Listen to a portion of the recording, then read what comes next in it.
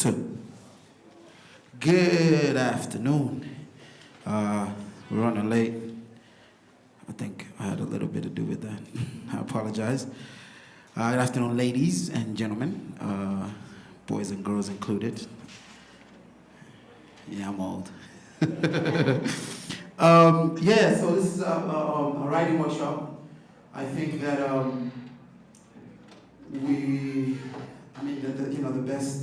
the best thing to do is probably just share some experiences with you, some writing experiences, and the process in which we create or write. But I don't know if any of you guys have heard me, so everything I might be saying, you guys might be like, yeah, but this dude nice. I mean, who is this dude? So I think it's always kind of customary and important to kind of show stripes and just. Because I let the Mont Blanc speak and jot it down the windows, I see the Mont Blanc peaks through hotel windows. My flow sells info, dreams to my kinfolk. They skip ropes so where to wind can travel through my pen stroke. I am hope, not for the broke, but the broken down.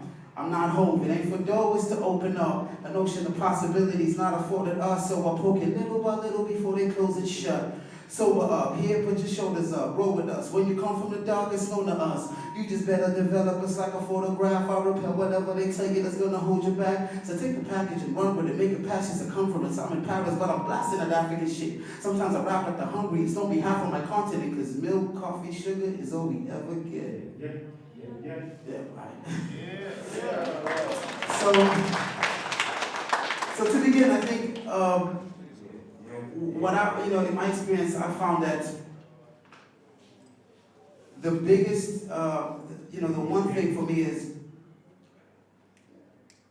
the biggest advantage to you trying to write is also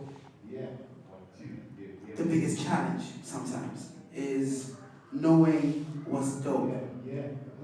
It's important to know what's dope. It's important to know what's good. It's important to know what's, you feel it, you hear it when someone speaks, right? Says a poem, when someone sings a song, when someone, raps a verse, you're like, you can see it, it's clear what they're trying to do, and you're like, and you can either relate to it, or if you can't relate to it, you can see what the picture they're painting. And, it's important to know that, this is appealing. This is like, it feels good to my senses when I hear it.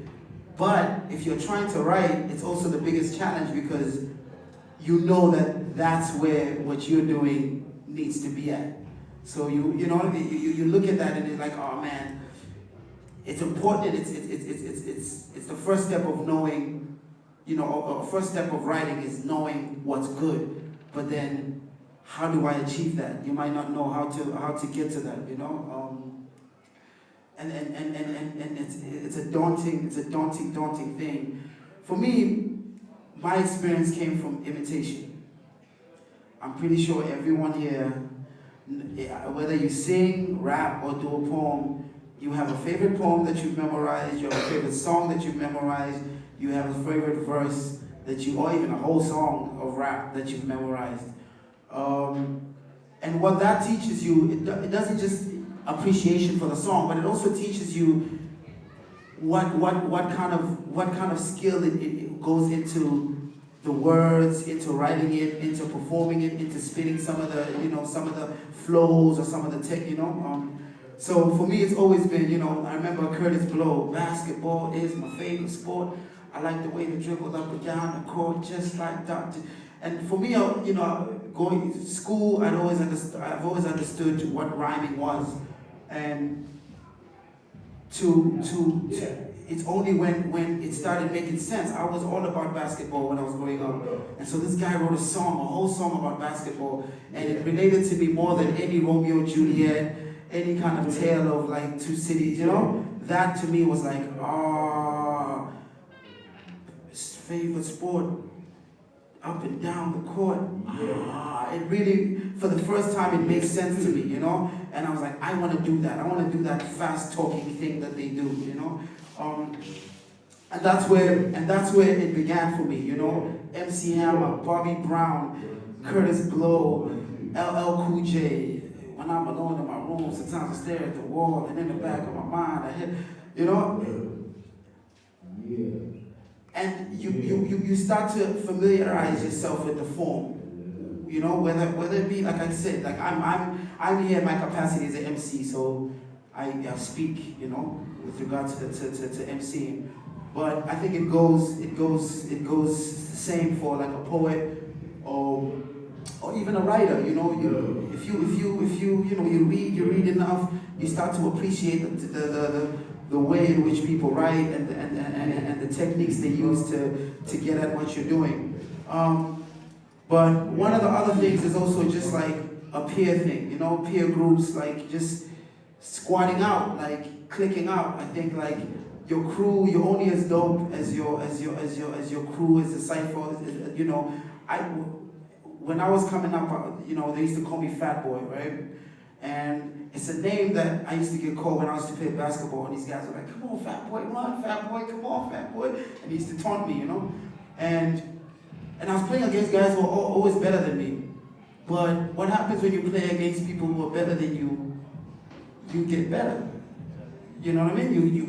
You learn that when you dribble like this and they take the ball away from you all the time, you kind of have to go dribble like this. You know what I mean? Like, so they don't take the ball from you. When you go up like this and they swat the ball from you, you have to learn that, okay, you gotta shake them first and then go up, you know? So, and then I reclaimed the name. I was like, yeah, what? You know, you throw 10 on them and you're like, yeah, Fat Boy, baby, what? You know? And then you reclaim the name. But you're only as good as your peer group and as your cipher. And I think that's your first audience, and that's your first, you know, your motivators and the people that even put you down sometimes. They laugh at you, and you know.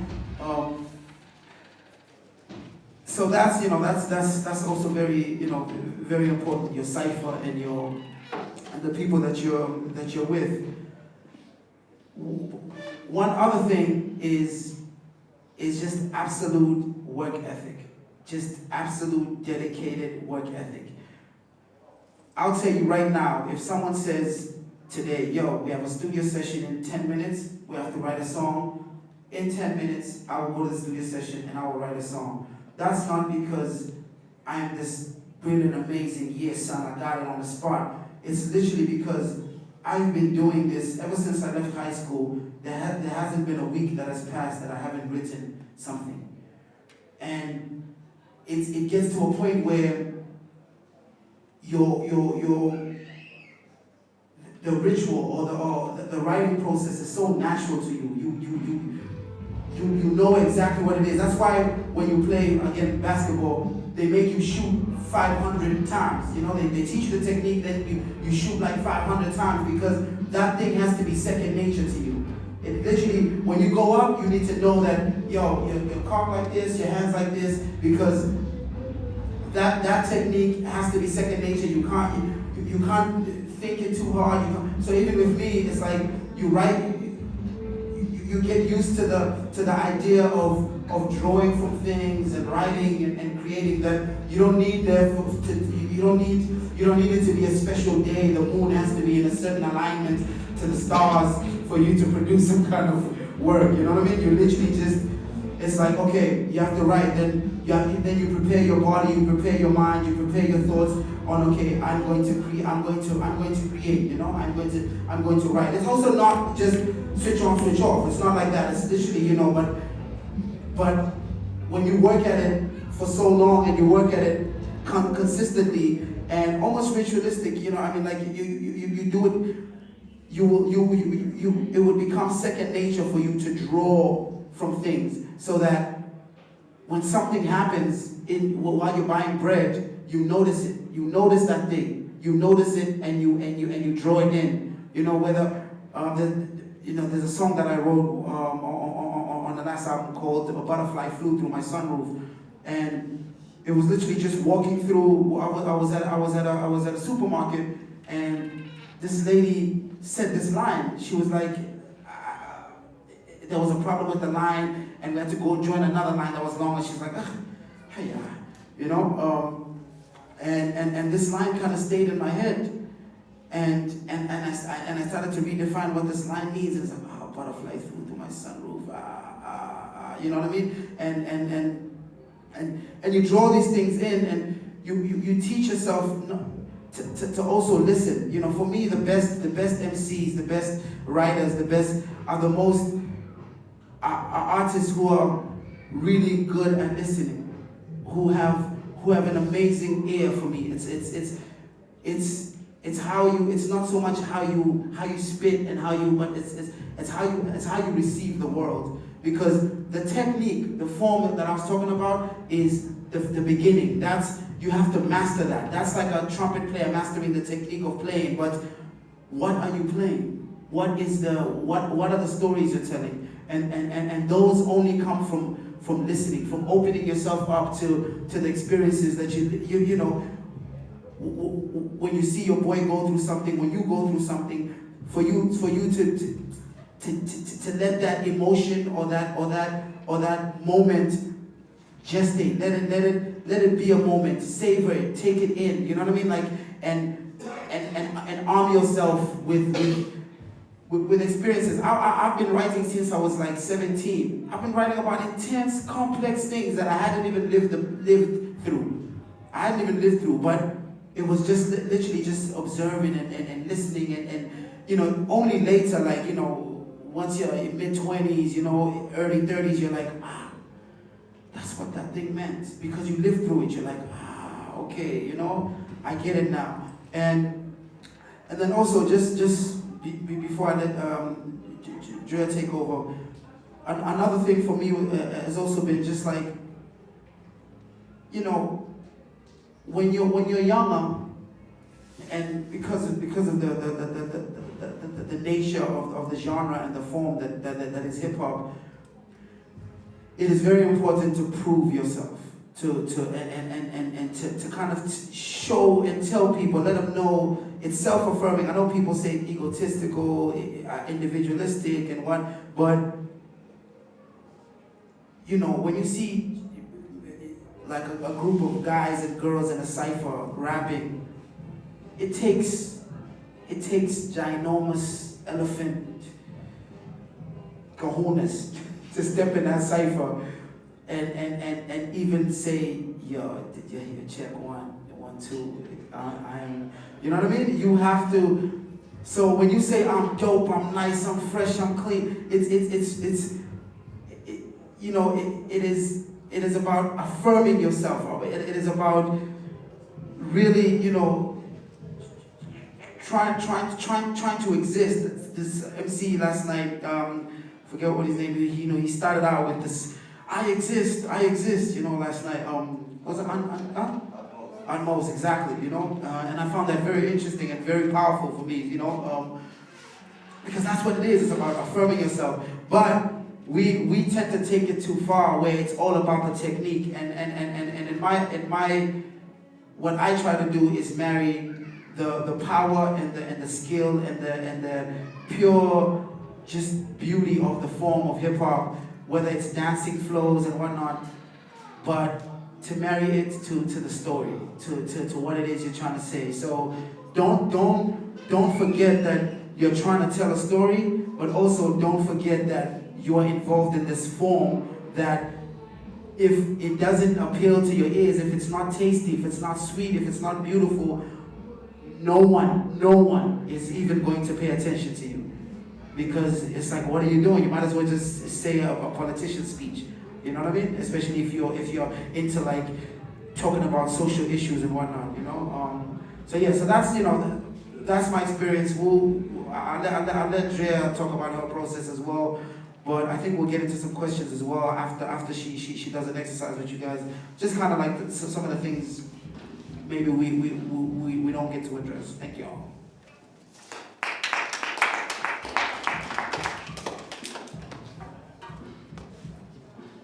Good afternoon.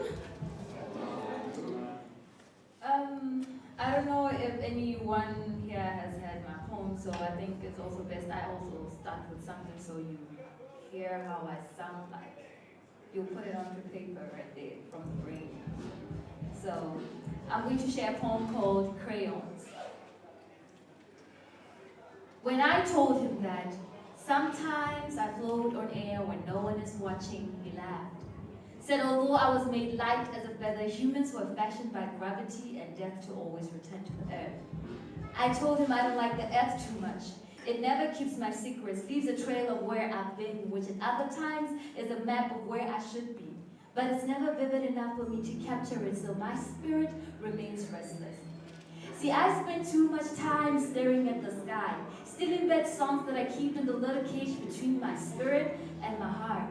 Listen, my heartbeat sings. It is the only way to keep out the silence that lingers each time I have an edge to take to the air. And I remember him plead for air, for sanity. My poems not wholesome enough to feed him. I remember how it would burn my eyes each time I tried to look into his heart. There was too much pain there. He couldn't paint anymore. His paintbrushes slept till late in the afternoon when the sun had dried up all his inspiration. They say, in order to know dispossession, you have to know possession. And I lost them all to the sky that still mocked me as I watched him in flight. I know, I should have given him boomerang wings so he would know how to return sooner, safer, but this is not a sad poem.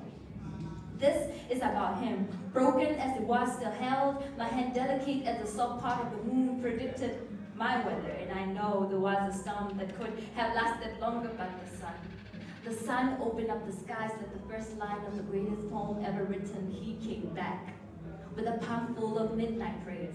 Told me to stop walking aimlessly into other people's dreams, searching for colors they didn't use anymore. He gave me magic crayons from fingers, said, take these and color your world beautiful. And today I extend this hand to you. Take these colors and color your life, color your world. Look around. No one dreams in color anymore.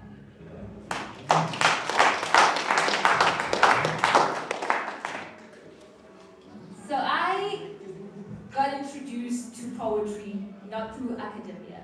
Like most people who are into spoken word, I picked it up from the street. Because I was doing computer science at school. I had no clue what meters and stanzas, well, I could remember vaguely from high school, but I wasn't interested in poetry then. So for me, I connected with poetry through free verse, spoken word, performances. That's how I got interested in the whole genre. So I believe as a poet though, I still need to educate myself about all the types of poetry, contemporary poetry, all the poets, because there is always something you can pick up. Yes, there are people who don't like Shakespeare type speak, but when you let go of your preconceived ideas about what that is and just listen, sometimes there are things that you can pick up that you can also use in your own art. I remember I used to paint when I was in high school. So I tend to, which I don't know if you could pick up from the poem, I tend to want to color with my poetry because I sort of regret letting that go by not becoming like an art student in high school and thereafter. I'm still curious about it. I will still go back to it. I just need to know how to. But in the meantime, I also use my poetry as a way of painting. I love using colors to speak, to bring something into life. And with poetry, it's about your story and your writing style. We cannot all have the same writing style. Otherwise, it will all be boring. It will be one poem after the other that sounds the same. So you just need to find what your voice is without trying so hard. But at the same time, know that vocabulary is still important. You can't say I'm a poet, I can say what I want to and say, okay, that means I can break whatever language. There are places where you can do that as a skill and it still works. You're breaking the English, but as an art, you know what I mean? So I'm not saying that it's not allowed. But what is important for a young poet is that you read. You cannot be born with all the words in the world in your head. And how people pick up words, new words to use in the art, in the new poems, it's sometimes you'll get words that come to your head. It happens to me sometimes. I get a word that I want to put on paper and I'm like, but I'm not sure I know what that word means, and I look it up because it came to me before I was even comfortable that I actually know what it means. So I'll go back and, okay, that's the right meaning of it, I can use it. So it's always important to read books, read a lot of books. Not just books about revolution, different types of, even if you are that type of poet, you just need to expose yourself to different types of writings. But also be discerning in what you put in your head, because if you put trash, you're also going to speak trash. You know what I mean? So that's how I write. And usually my writing is not, there is no methodology to it, but there are things that I can share with you that are consistent. There are poems that come to me and fall on my lap. Those are nice poems. I wish every poem would do that. I don't have to struggle. It almost comes like a full poem, and I can write it without even going through so many drafts. And there's a poem that I write, and it's there. There's so many lines in my head, but it won't just go onto paper the way I want it to. So such a poem, I let it marinate. I don't try to just put it out because, oh, I had inspiration and a poem is bubbling under, it needs to get out. I respect that there is a poem, but at the same time, I need to be able to refine it to be what it is. I'm not saying it's going to come out perfect as a perfect poem, but at least you honor what you have, you know what I mean? So, I tend to have those type of poems. I have a poem that I actually have been, that is still stale somewhere in my computer. I'm still writing it. But in between that time, I also wrote a poem that came easily to me. So you need to know that you don't have to get frustrated when you don't get it, all of it in 1 hour. I know there's always this competition among young people that, oh, I can write 10 poems in a day. I can only write one. Does it mean I'm lacking? No. As long as every day you do try to do something new with it. You try to add a line, you try to read. As long as whatever you're doing throughout your entire existence, you're contributing to it, you can say you're doing a good job. It's not about quantity, it's about quality as well. So that is how I write. I don't know, I think maybe we should go questions and then we can do an exercise. You can let us know if the question is directed at Tumi or me. Thank you. It's not a question, it's more of, I want to add on what you said about, or maybe make you look at another side that you just didn't mention. It's, you know how you're talking about getting knowledge from books. But this is 2011, there's the internet, there's cable, there's media, there's a whole lot of ways to get information. I mean, get the right stuff. So, I mean, if we just narrow it down to you have to read to get intelligence, because some people don't like to read, bro. I mean, they're just lazy like that. But, okay. If your form is writing, yeah. If what you're doing is writing, it is imperative to read. It is very important to read. If what you're doing is writing, it is important to read, because otherwise you also just to arm yourself with the form of writing, you need to understand what that is, and to understand what writing is, you have to know what has been written. That's my thing. But in terms of inspiration, in terms of like the world, and like we mentioned, you're right. Like there's television, there's general pop culture, there's things to draw from. Definitely, like I think it's not limited. That is for inspiration. You can get it anywhere. For reading, like he said, I'm talking about the act of writing. You still need to go back to it, whether you do it via Kindle, e-books, internet. I spend so much time reading articles that have been written too. That's reading. It's fine. You should also do that, but also pay attention to works that are just specific works of writing.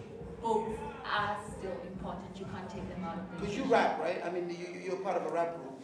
There's no way you're making rap if you don't listen to rap. There's no way, because you won't know how to.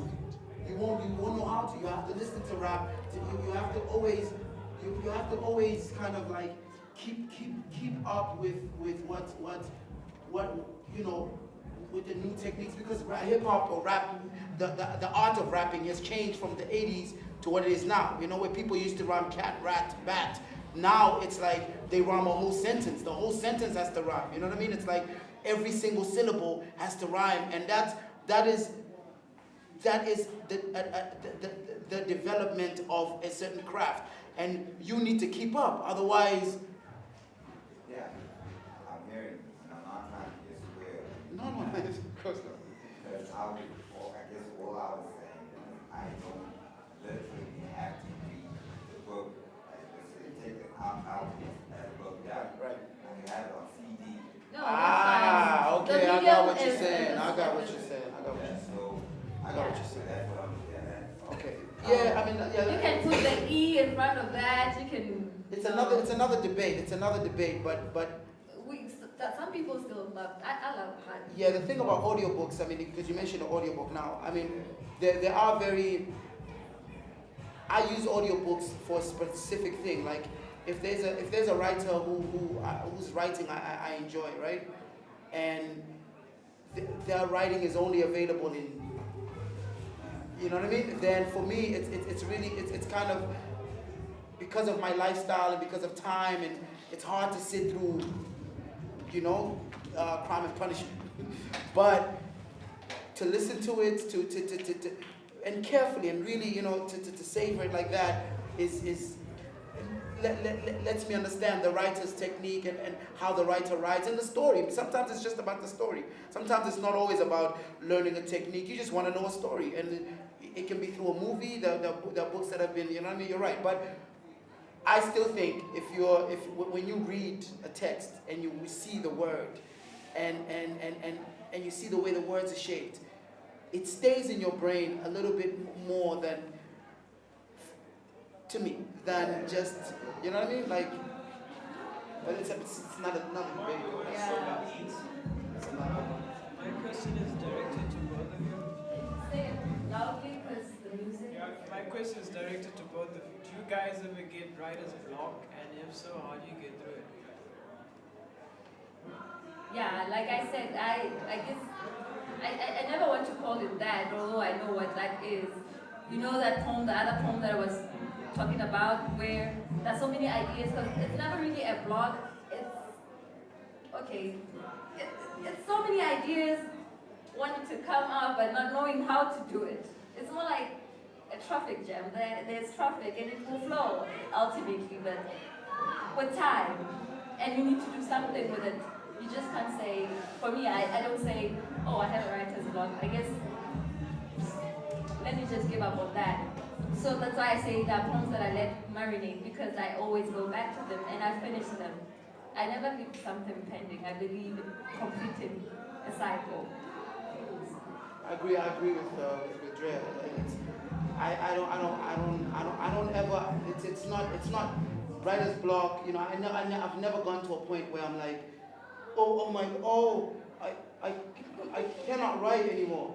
It's sometimes you just haven't prepared yourself to write, where you're like, you know, when you're eating, sometimes you choke because you're not in the proper, you know, like, you know, you're eating too fast. You're not, and I think it's like that sometimes when you write.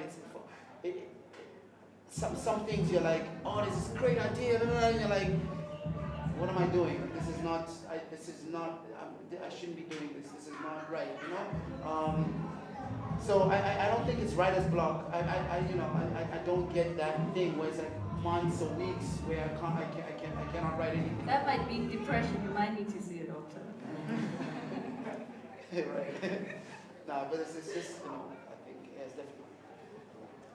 I'd like to make a contribution, to the question you asked. I once read a book by Stickman from Dead Prayers, and it was just talking about one of the methods of getting over writer's block. Since she said that maybe writer's block might come because you have a bunch of ideas, like they could be good ideas, right? trying to come out at the same time. You are saying that if you manage to root out which one of the ideas you want, and you make an outline of your song, perhaps maybe for the, like your concept, your subject matter, right? And maybe verse 1, you write that you're gonna write about this aspect. Maybe it's a song about dating a girl. Maybe in verse 1 you meet the girl. In verse 2, you probably trying to, getting cozy with a girl, chatting it up, and all. Third verse, maybe you've got the girl. Or So you make notes for yourself, like this like outlines, yeah, okay. just an Oh, this outline, part so I that write about you this. don't say everything in one verse. Because when you say the whole story in one verse, then second verse you don't have anything to write.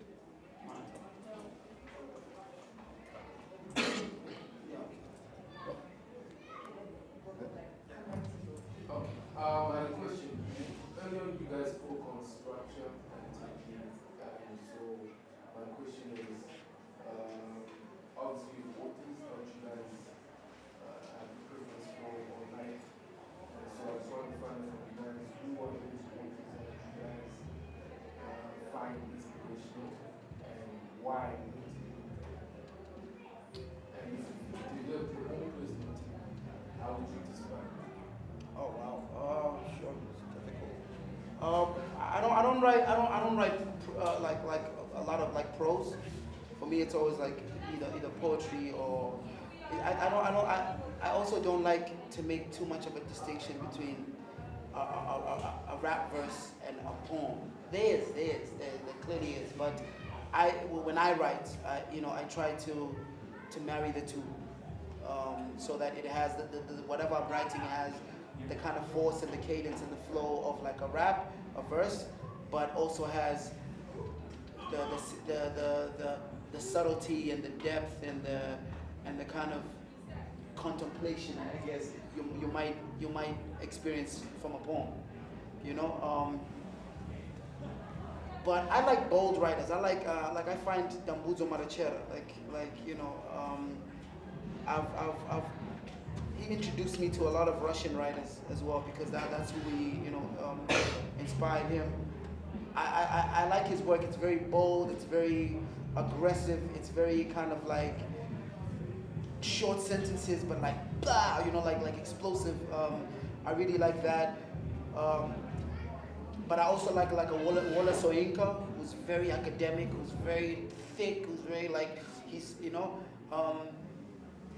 I don't always read books just for the story. Like I find that in other things. I find that in songs, in movies, so for books, I really do appreciate more than anything the color of the language, the beauty of the writing. That's what So those kind of writers get at me. Just gotta answer. For me as a poet, the poets that I like,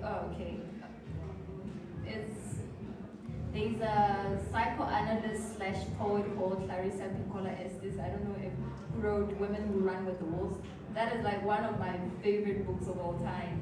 I mean, it's a hard book to read, but it's a vital book for any creative, especially women, to read, because of her ability to psychoanalyze aspects of a woman's life. She puts the poetry in there. In her writing, there is poetry in there. But at the same time, she goes into the psyche and says, this is what we have done to ourselves, but at the same time, this is how we get out. I also love Suhair Hamad. She's, to use the word that he also used, bold. She's a very bold poet. And I love that you can read a poem that she has written twice, and each time you get another layer to it.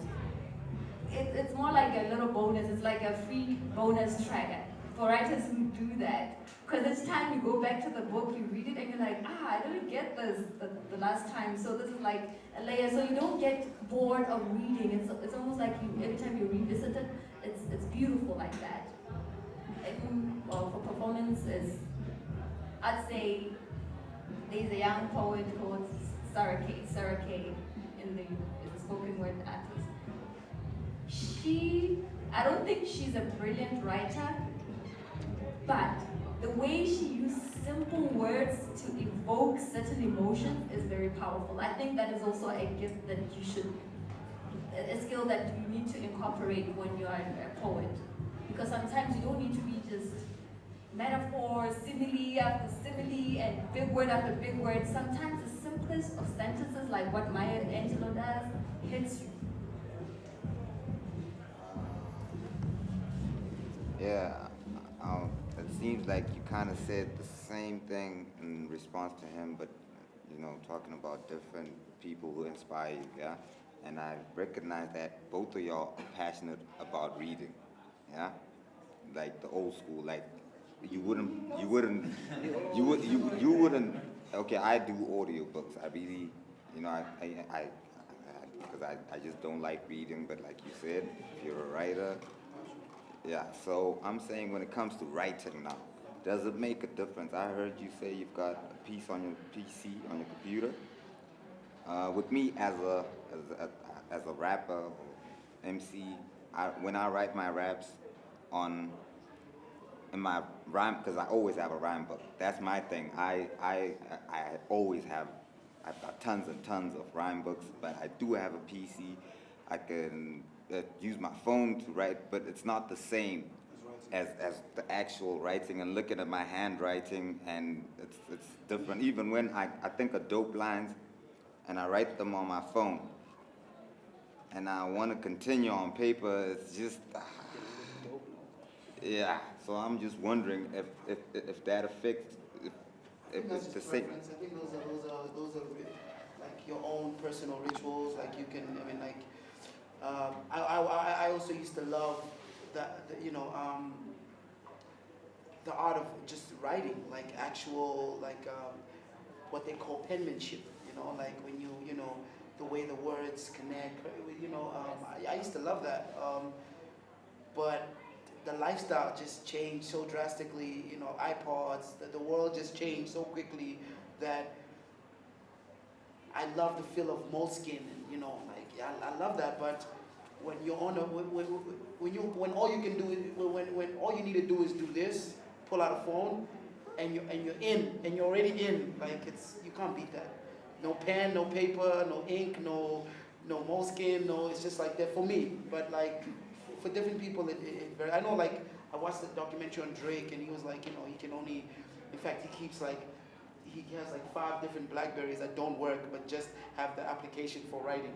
So just so he can write on the phone like this, because that's how he. In my experience in the studio as well, when you're recording, it's kind of better to just scroll like this through your phone and rap than have a piece of paper. To me, it is like I just do this, like I'm the blah. Although I always think it's better to memorize the rhyme before you go into the studio and record it, just because you perform it a little bit better. But rather than have a paper, yeah, I don't know. It's just acoustics. Any engineer will tell you, Yeah.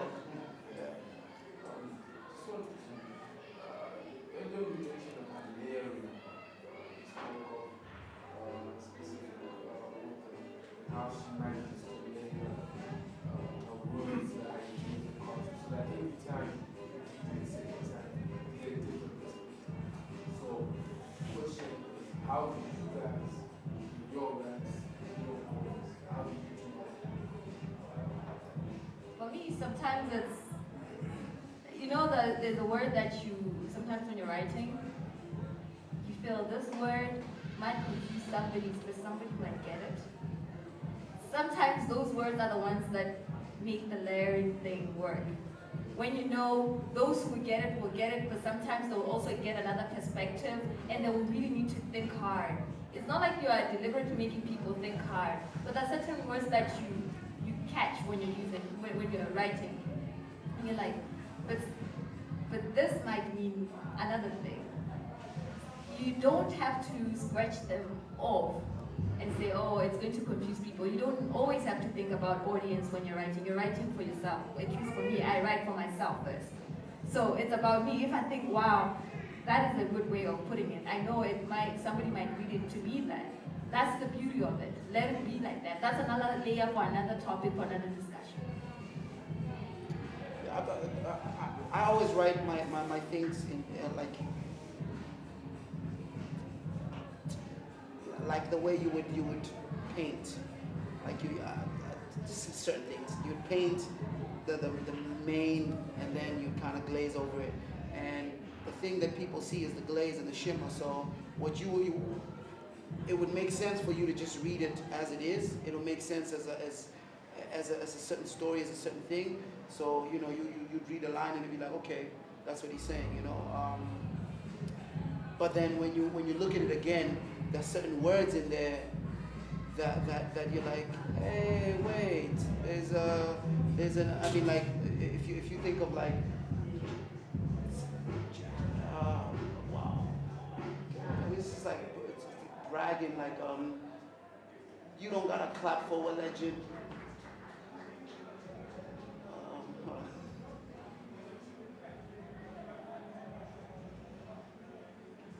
Yeah, you don't gotta clap for a legend. You shut the fuck up, homie. Stand at attention. Soon as the name's mentioned, they throw me a couple thousand. Now that's a grand entrance. So you're just saying, yo,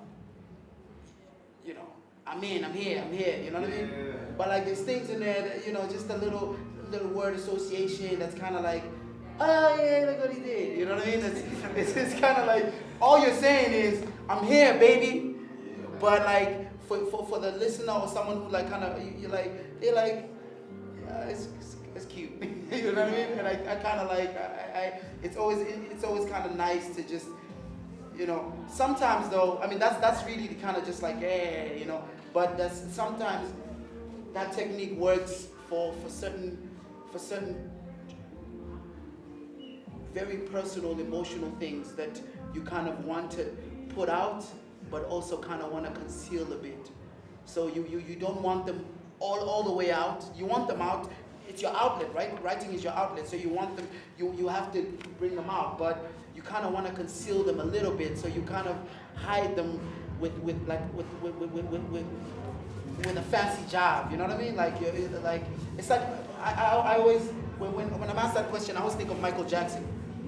If you think of Michael Jackson songs, most Michael Jackson songs were message songs, where what rappers would call conscious songs. If you think about it, I mean, except for maybe some of the love songs, but a lot of these songs were like about like social issues, about the environment, about like if he was a rapper, you'd say this guy's a conscious rapper.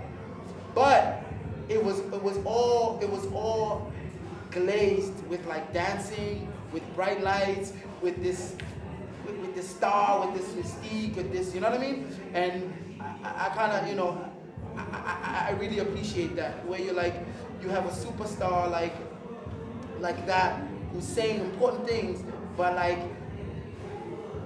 a 12-year-old who doesn't understand those things can still just like him. Because it's like on the surface, it's cute, it's nice, you know what I mean? So that's how kind of like with the rhyme, it's like, you just like, wanna find me, get an ID, car keys, passport, you get there in a heartbeat. I'm in the lobby with the car, deep partying in the morning. It's like a kid can be like, yeah, what? But in there, someone else, me, myself, I'm like, yeah, oof, my truth is in there, baby. It's out, So I think. She probably getting some sex exercise after this. She's got a. Like my little friend gave me like a track, and each time I listen, okay, my friend gave me Tumi's track. Like each time I listen to it, I could hear something from it, and there is this Tumi played with words. I wanted to know how to do that, so I could go back and ask him like, Chad, you got this? So you didn't want to tell me. I'm glad I find a good person. I just want you to like tell me how to play with your words. Because this way you do is shit, man. It's you. Yeah. Do you know the song? Yeah, it's Light in Your Head. Light in Your Head? Yeah. Oh, right. I mean, it's not the most like the thickest of songs. I think that's one of the things I was talking about, where you kind of hide like something very personal.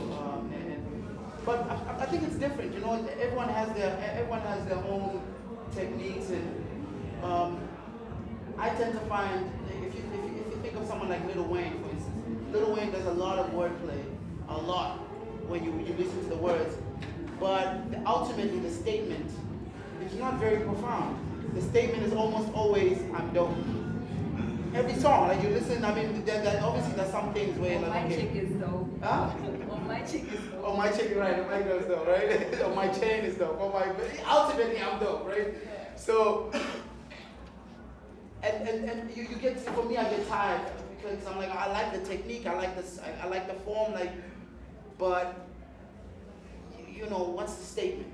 And I will say, I lean more towards what's the statement. I would listen to a beautiful, subtle, simple poem or rap that has an incredible statement. If it's well put and it's, you know, like Biggie. Biggie for me used to be a guy who just kind of told beautifully imaginative stories. But very simply, he didn't do a lot of wordplay, you know? But the statements were profound. You're like, oh man, it's the hood, blah, blah, blah, you know? So I lean more towards that, even though I do understand that you need lights, you need glamour, you need, you know, you gotta be fly to teach the babies, man. You know, like a friend of mine always told me that you have to be fly to teach the babies. If you walk into a classroom of kids who love, you know, who love a certain thing, who love like rap music, and if you look like you don't look the part, you don't act the part, you don't, they're like, whatever, like this is, you know what I mean? But if you're fly and they're like, yo, I appreciate this. This guy is like, he's part of us. He's part of my world. You know, then you. Okay, guys, I think we're running out of time, so we're going to do an exercise now. Okay, so that's fine. Thank you very much, guys. Enjoy. So the exercise that we're going to do is called Rep Your Hood. I know we all love our hoods. Whether rep your hood, your neighborhood, whether it be your village, where you live right now, the street, anything. But what you have to do, like, it's the technique of getting things all compact. I think MCs would achieve this better than normal poets because poetry, we love to get the story out. The poem is never finished, as they say. So you find that most poets find it difficult to write really short verses, short poems. It's preference. It's not mandatory that every poet write a short poem or a long poem. But because of time as well, and also to train you how to also be able to say something so much in so little time, in so less sentences, we're gonna do this. So what you have to do is, you start the poem, the verse, just one verse. It doesn't have to be very long. But what you have to use all your five senses in that poem. You have to use sight, you have to use smell, you have to use taste, you have to use your hearing, you have to use touch. Not that you have to say, I touch. You know, you have to say how something looks like, how something tastes in your neighborhood. You know what I mean? Like, don't be four-dimensional. Don't just speak about one thing. My neighborhood is dark, it's dark always. No, there are no stars tonight. You know, it's something about your mother's cooking, smelling good. Not that you have to, but you know, that's what I'm saying, so many senses. So that's what we're going to do in the next. I'll give 10 minutes and then we can have volunteers who will, or can I say 5? Let's go. Okay, 10 minutes so that you're able to write proper without any pressure. So the next 10 minutes, you start with where I'm from. Whether it's you go free with it. Please, I'm not dictating how you should do it. The only prerequisite is you have to use your senses. Tell us what you see. So that when you say where I'm from, we can picture it. I'm doing Harare right now, but I want to be able to sort of get a glimpse of where you're from and think I have been there. You know what I mean? That's the beauty of writing. So let's do that in the next 10 minutes. If you need a piece of paper, then you know, or a pen, just raise your hand and I'll sort you up.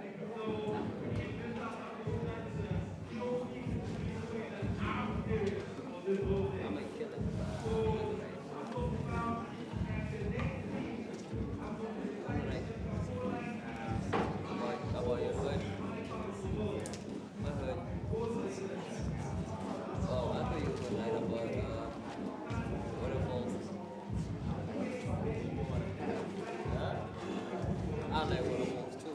They do have some in common. Like Harare. I like Harare, but see, I like waterfalls. So guys, you don't mind going outside, right? Fresh air and everything, right? Because we're right here, we'll be sharing, we'll just be sitting on the lawn. So let's just go and enjoy over there because there's another running out of time. So there's another question that is happening here. So let's just go. Everybody doesn't talk about